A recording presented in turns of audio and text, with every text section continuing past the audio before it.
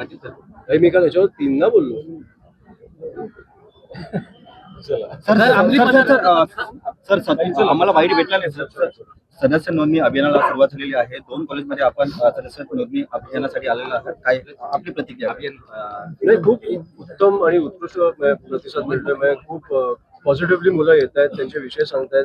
ज्या ज्या कॉलेजमध्ये विषय नाही तिकडे फक्त जस्ट एक ते प्रेम बघूनच मी भारावून जातोय, कारण अशा प्रकारचा प्रतिसाद मला खरंच अपेक्षित होतं. ज्या प्रकारे हे लोक प्रेम करतायत, आणि हा प्रेम नाही तर हा विश्वास आहे की मी येतोय, हा विश्वास आहे माझ्या सहकाऱ्यांवर माझ्यावर, की कुठेतरी आमच्या अडचणी आहेत तुम्ही सोडवाल, आणि तो विश्वासाला आम्ही तडा जाऊन देणार नाही एवढा आम्ही प्रयत्न करू.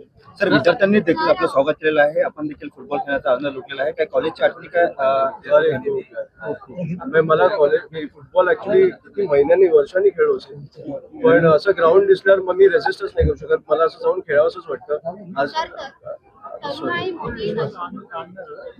नशामुक्तीकडे वाटचाल होताना पाहायला मिळते, परंतु तरुणाई कुठेतरी पुन्हा एकदा या ड्रग्सच्या आहारी जाताना पाहायला भेटते. विद्यार्थी सेना या बाबतीमध्ये पुढची कशा दिशा? आम्ही सगळीकडे प्रयत्न करतोय. मला सांगा, ड्रग्स हे आपल्या राज्यात येतात कुठून? हे तुम्हाला काय वाटतं? मुख्यमंत्र्यांना माहित नसेल? पोलिसांना माहित नसेल? आजपर्यंत ड्रग्ज इल्लीगल आहेत ना आपल्याकडे, तरी आपण ओपनली बोलतोय की प्रत्येक कॉलेजमध्ये आता पिल्लाई कॉलेज, त्या प्राध्यापकांना वगैरे माहित नव्हतं, पण तिकडच्या 5च्या बिल्डिंग मध्ये हे सगळं चालू आहे.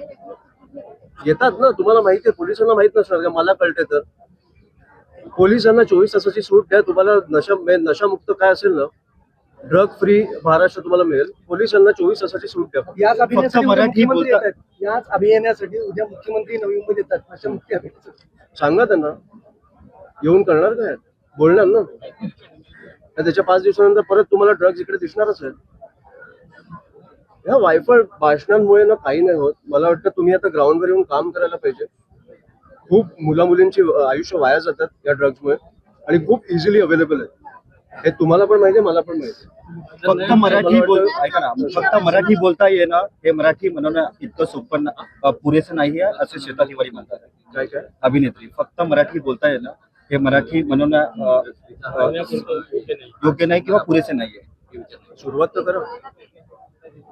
तर करा तुम्ही एक बोललात आमच्याशी मराठीत, तर आम्हाला किती बरं वाटेल. तुटक्या फुटक्या मराठीत बोला, पण एक आपल्याला बरं वाटतं ना, आपल्या राज्यात येऊन शिकण्याचा तरी प्रयत्न करताय. तुम्हाला शिकायला जेवढा वेळ लागेल, पण आता टॅक्सी चालक, रिक्षा चालकांचं पण मी हेच बोलतो. तुम्हाला कोण बोलतोय अभंग म्हणायला किंवा गायला? तुम्हाला बेसिक मराठी चालू तर करा. आम्हाला एक बरं वाटू दे की आमच्या राज्यातून शिकतायत. म्हणून मी आज त्या युपी बिहार मधून जे आलेत, मी काही असतील लोक, त्यांचा व्हिडिओ टाकला की मला खूप आवडलं. प्रयत्न तरी करतायत, प्रयत्न चालू केले, आणि जिकडे प्रयत्न चालू करता तुम्ही मराठी शिकायचं, तिकडे खरंच चला. तुम्ही पर्सनली काही विद्यार्थ्यांबरोबर बोललेला नाही, ते आता पहिल्या कॉलेजमध्ये मी जिकडे गेलो, पिल्लाई कॉलेज, तिकडे ड्रग्सचा मोठ्या प्रमाणात विषय 5च्या बिल्डिंग मध्ये चालू. तो आम्ही आता विषय घेणार की तिकडे काही लोक मी आले, ते पोलिसांकडे जाऊन पुरावे घेऊन आम्ही तो सोडवणार आहोत. पण तिकडे काही ड्रग पेडलिंगचा वगैरे विषय चालू आहे. ह्या सेकंड कॉलेजमध्ये मला काही विषय आढळला नाही, पण ते प्राध्यापक आणि ट्रस्टीज एवढे गोड होते, म्हणजे ते बोलायलाच एवढे हे होते की ते विद्यार्थ्यांचे प्रश्न जाणून घेतात, ते स्वतः सोडवतात तिकडे. त्यामुळे आमचं तिकडे काम कमी होतं. पण मी सगळ्यांशी बोलतोय वन ऑन वन, ज्यांना विषय मांडायचे ते आम्ही तिकडे सॉल्व्ह करून घेतोय. आणि विषय खूप बेसिक असतात. वॉशरूमचा असेल, कॅन्टीनचा असेल, किंवा फीस स्ट्रक्चरिंगचा असेल. त्यांना एकत्र फीस नसते भरायची, त्यांना इन्स्टॉलमेंट मध्ये भरायची असते. फीस देणार आहे पण इन्स्टॉलमेंट मध्ये द्यायची असते, त्यांची तेवढी ऐपत नसते, पण ते तिकडे आम्ही त्यांची मदत करतो. त्यामुळे फायनान्शियल त्यांना ती स्टेबिलिटी नसते, तिकडे आम्ही मदत करतो. सो पण एक सर्वात महत्त्वाचं की या युगात अशा वेळेला म्हणजे एका बाजूला राज्यकर्ते सांगतात की सगळं सक्षम झालंय, सगळ्या विभाग सुधारले गेलेले आहेत, महाराष्ट्र सुजलाम सुफलाम झालाय, तरीही आपल्यासारख्या नेत्यांना या गोष्टी अवगत करण्यासाठी फिरावं लागतं. डायलॉग मारायला किती वेळ लागतो? रस्त्यात उतरून काम करायला मेहनत लागते, ती जी करायची नाहीये. आज उच्च शिक्षण मंत्र्यांनी कधी कॉलेज लेवलला दौरा काढलाय? शिक्षण मंत्र्यांनी कधी शाळा लेवलला दौरा? तुम्ही शाळांची परिस्थिती बघितली महानगरपालिकेचे काय चालू?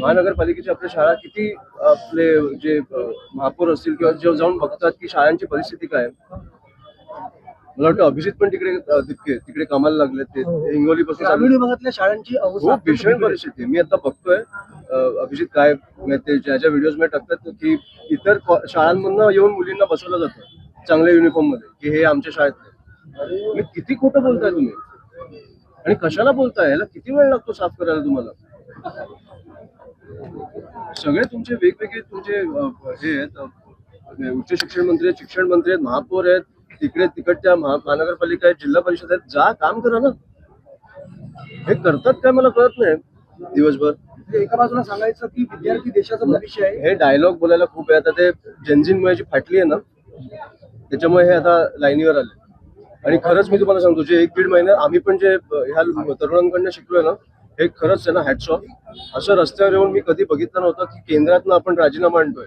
या मुलांमुळे त्याच्यामुळे खरंच हॅट्स ऑफ त्यांना आणि आम्ही खूप शिकलोय त्यांच्याकडनं मला वाटतं आता त्यांना ते भाग बसले भीती आली आहे सरकारमध्ये त्याच्यामुळे आता जेनझी करायला लागले तरुणांना येऊन रस्त्यावर भेटा त्यांच्या विषय जाणून घ्या आणि सोडवा अमित ठाकरेंचा झंझाव तसा सुरू राहणार आहे काय?